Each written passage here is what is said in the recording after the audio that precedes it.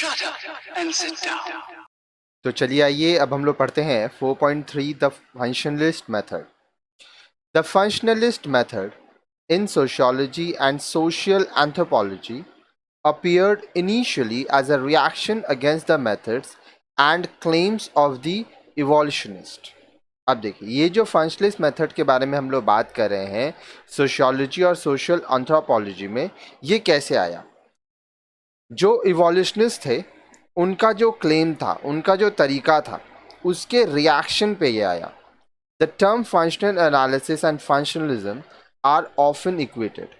अब देखिए functional analysis और फंक्शनलिज्म ये दोनों शब्द का ही एक दूसरे के लिए इस्तेमाल होता है. Therefore we would like first to understand the meaning of these terms before we discuss the functional method. तो इसलिए हम लोग पहले ये जो टर्म है हमारा फंक्शनल एनालिसिस और फंक्शनलिज्म, इस शब्द को पढ़ेंगे और उसके बाद हम लोग फंक्शनल मेथड को डिस्कस करेंगे. क्योंकि देखिए एक एक चीज़ आपको अच्छे से समझना है. Functional analysis requires from the researcher that he और शी एक्सप्लेन्स और analyses his observation of recurring phenomena in terms of their consequence for the wider social system within which they exist. अब देखिए जो फंक्शनल एनालिसिस है उसमें क्या होता है, जो रिसर्चर है वो अपना ऑब्जर्वेशन पे उसको एक्सप्लेन करेगा, उसको अच्छे से एनालाइज करेगा, ठीक है. और ये रेकरिंग फेनोमेना है क्योंकि समाज के बारे में हम लोग पढ़ रहे हैं, तो समाज तो देखिए चलता जा रहा है, तो उसके बारे में आपको स्टडी करता ही रहना होगा. और ये एक वाइडर सोशल सिस्टम होगा, ठीक है. जो सामाजिक प्रणाली के बारे में रिसर्च हो रहा है वो एक बड़े स्तर पर होगा और ये देखना पड़ेगा कि क्या क्या रिएक्शंस आ रहा है, क्या कॉन्सिक्वेंसेस हो रहा है. In this context, functional analysis is a method of sociological and anthropological inquiry which consists in examining social cultural items by locating them in a wider context. तो इस संबंध में अगर हम बात करें तो फंक्शनल एनालिसिस में क्या होगा. फंक्शनल एनालिसिस एक ऐसा तरीका है, एक ऐसा मेथड है जिसमें हम लोग सोशियोलॉजिकल और एंथ्रोपोलॉजिकल इंक्वायरी करेंगे. अब इसमें जो सोशल आइटम्स हैं, जो कल्चरल आइटम है, समाज से संबंधित, संस्कृति से संबंधित, उनके ऊपर हम लोग इसको एग्जामिन करेंगे, ठीक है. और एक वाइडर कॉन्टेक्स्ट में देखेंगे कि क्या क्या हम लोग को डेटा मिल रहा है. These usually means showing how these items affect and are affected by others with which they coexist over time within the social system. तो अब इसमें क्या होता है, देखिए जो भी आइटम है, ठीक है, जो सोशल आइटम हो या कल्चरल आइटम हो, अब हर एक समाज का अपना अपना संस्कृति होता है, अपना अपना रहने का तरीका होता है. तो क्या चीज़ दूसरे को इफ़ेक्ट कर रहा है. जब ये जो समाज है ये एक साथ रह रहा है तो इसमें क्या क्या प्रभाव डाल रहा है चीज़. In other words the functional method refers to the functional analysis which is also known as functionalism and structural functionalism. तो आप देखिए दूसरे शब्दों में हम कह सकते हैं कि जो फंक्शनल मेथड है उसमें ये बताया जा रहा है कि समाज में लोग क्या क्या कार्य कर रहे हैं, ठीक है, उनका फंक्शंस क्या क्या है. अब एक ही सोसाइटी में जो अलग अलग सोशल बिलीव्स है, सोशल कल्चर है, तो ये सब में क्या क्या चीज़ें हो रही हैं, फिर वह एक दूसरे को किस तरह से प्रभावित कर रही हैं. तो इसलिए हम लोग इसको फंक्शनल एनालिसिस कहते हैं, जिसको फंक्शनलिज्म एंड स्ट्रक्चरल फंक्शनलिज्म भी कहा जाता है, ठीक है. आगे देखिए. In sociology the functionalist method is traced primarily to the pioneering work of the 19th century French sociologist Emile Durkheim and in the 20th century to the American sociologist Talcott Parsons and his students. अब देखिए समाज शास्त्र में यहाँ पे बोल रहा है कि जो फंक्शनलिस्ट मेथड है इसको सबसे पहले 19वीं सदी में फ्रेंच सोशियोलॉजिस्ट, समाजशास्त्री एमिल डर्कहेम ने इस्तेमाल किया. उसके बाद 20th सेंचुरी में अमेरिकन सोशियोलॉजिस्ट टैलकॉट पार्सन अपने स्टूडेंट्स के साथ इसका इस्तेमाल किया. It's anthropological roots extend to the work of Bronislaw Malinowski and A.R. Radcliffe Brown. अब देखिए इसका जो फंक्शनलिस्ट मेथड का जो एंथ्रोपोलॉजिकल रूट्स है, जो जड़ें हैं, वो कहाँ तक हुआ? ब्रॉनिस्लॉ मैलिनॉस्की एंड A.R. रैटक्लिफ ब्राउन के काम में भी ये हम लोग देखे, वो लोग भी फंक्शनलिस्ट मेथड का इस्तेमाल करते थे. The functionalist method focuses on social systems as a whole, how they operate, how they change and the social consequences they produce.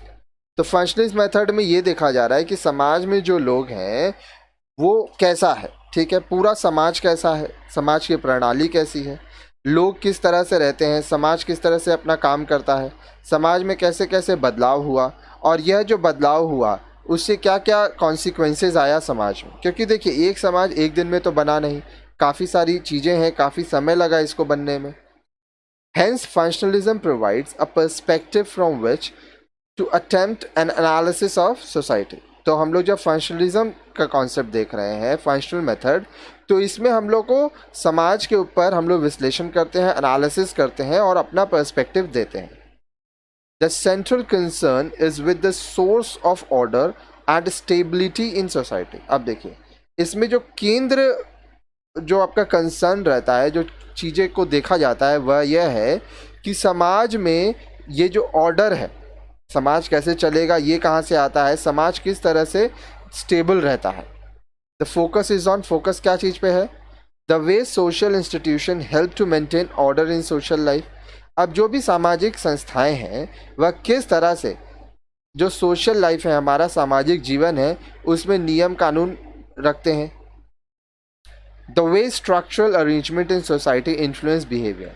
अब समाज में जो स्ट्रक्चर है सोसाइटी का, उससे लोगों का व्यवहार किस तरह से प्रभावित होता है. सो ओवरऑल समाज में लोग किस तरह से रह रहे हैं, क्या कर रहे हैं, वो सब चीज़ यहाँ देखा जाता है. In functionalism society is conceived of as a system of interrelated parts in which no part can be understood in isolation from the whole. अब देखिए जब हम लोग फंक्शनलिज्म की बात कर रहे हैं, फंक्शनल मेथड की बात कर रहे हैं, तो सोसाइटी को पूरा हम लोग को लेना है, ठीक है, सब चीज़ को, सोसाइटी में जो भी काम हो रहा है एक दूसरे से हम लोग को जोड़ के देखना है. और ऐसा नहीं होगा कि आप समाज में से किसी हिस्से को अलग करके आप समाज को समझने की कोशिश करें, क्योंकि यह मुमकिन नहीं है. A change in any part is seen as leading to a certain degree of imbalance which in returns result in change in other parts of the system and to some extent to a reorganization of the system as a whole. अब किसी एक हिस्से में अगर बदलाव होता है तो इससे एक असंतुलन बन जाता है, दूसरे हिस्से पर भी बदलाव आने लगता है, और जो हमारा समाज है उसको हम लोग को फिर से ऑर्गेनाइज करना पड़ता है और देखना पड़ता है कि क्या क्या बदलाव आया, और जो बदलाव आया उससे अब समाज कहाँ पर है. The development of functionalism in the 19th century was based on the model of the organic system found in the biological science. अब देखिए फंक्शनलिज्म जो हमारा कॉन्सेप्ट है इसका विकास कब हुआ? 19वीं सदी में, 19th century में. अब ये आपका जो हमारा बायोलॉजिकल साइंस हमारा जो है उसमें बहुत सारी चेंजेस आई, तो वो सबको देख के फंक्शनलिज्म जो हमारा फंक्शनल मेथड है वो लाया गया. August Comte and Herbert Spencer used an organic analogy analysing society as a kind of living organism. अब देखिए ऑगस्ट कॉम्टे और हर्बर्ट स्पेंसर अब ये ऑर्गेनिक एनालॉजी का इस्तेमाल किए, जिसमें ये है कि हमारा जो समाज है इसमें बहुत सारे जीव जंतु रहते हैं, तो उनके ऊपर स्टडी किया गया. Just as a biological organism has interrelated tissues and organs that function together, they wrote, so does society.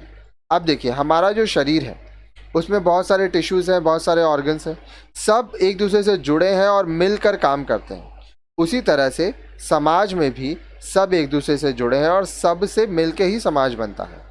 Like an organism, if society is to function smoothly, its various parts must work together in harmony.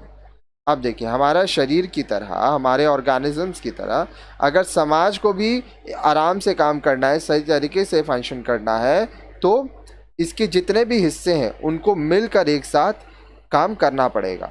For example, just as the heart has the function of circulating the blood, so also do social institution have a specific function for society as a whole.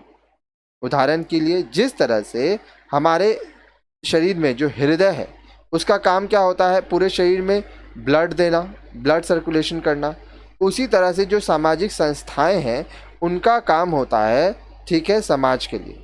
ठीक है, अब देखिए आगे बोल रहा है, Robert के Merton dismissed the organic analogy but continued the essence of functionalism. अब रॉबर्ट के मर्टन जो है वो ऑर्गेनिक एनालॉजी, इस स्टडी को तो वो नकार दिए, लेकिन फंक्शनलिज्म के एसेंस को, फंक्शनलिज्म का वो इस्तेमाल किए. The image of society as a whole as he maintained composed of interrelated past. अब देखिए, समाज का जब वो इमेज, जो छवि बनाए, उसमें वो कहते हैं कि हाँ, समाज में सब एक दूसरे से जुड़ा हुआ है और इसी से समाज बनता है. Merton used the term functions to refer to the beneficial consequences of people's action that help to maintain the equilibrium of social system. अब मर्टन जो फंक्शन का इस्तेमाल करते हैं उसमें वो कहते हैं कि समाज में जो हमारा प्रणाली है, जो सोशल सिस्टम है, उसका कुछ उद्देश्य है, कुछ इक्विलिब्रियम है जो समाज चाहता है. तो लोग जो भी काम करते हैं उससे समाज अपनी इक्विलिब्रियम तक पहुंचता है. In contrast, dysfunctions are consequences that undermine a system's equilibrium. अब देखिए, मान लीजिए समाज का कोई हिस्सा अगर सही से काम नहीं कर रहा है तो इससे ओवरऑल जो समाज का लक्ष्य है वह पूरा नहीं होगा, और हर एक समाज किसी न किसी लक्ष्य से ही बनता है. आगे देखिए, From the perspective of the functional analysis, the group is a functioning whole which with each part contributing to the welfare of the whole. अब जब हम लोग फंक्शनल एनालिसिस के पर्सपेक्टिव से बात कर रहे हैं तो हम क्या बोल रहे हैं, जो हमारा समुदाय है, जो हमारा समाज है, वह पूरा मिलकर काम करता है और हर एक हिस्सा समाज का पूरे समाज के कल्याण के लिए काम करता है. Whenever we examine a smaller part, we need to look for its function to see how it is related to the larger unit. अब जब हम समाज के किसी छोटे हिस्से को एग्जामिन करते हैं, उसके बारे में अध्ययन करते हैं, पढ़ते हैं या जानकारी इकट्ठा करते हैं, तो हम लोग यह देखते हैं कि समाज का जो बड़ा रूप है, बड़ा हिस्सा है, उससे क्या क्या चीज़ मिलता जुलता है. This basic approach can be applied to any social group, whether an entire society, a college और even a group of small as the family. अब यह जो अप्रोच है यह किसी भी सामाजिक समुदाय में इस्तेमाल किया जा सकता है, चाहे वो पूरा समाज हो, चाहे एक कॉलेज हो, चाहे एक छोटा सा समाज हो जैसे एक परिवार. तो अलग अलग लोगों का जब हम लोग एनालिसिस करेंगे तो हम लोग को आइडिया मिलेगा.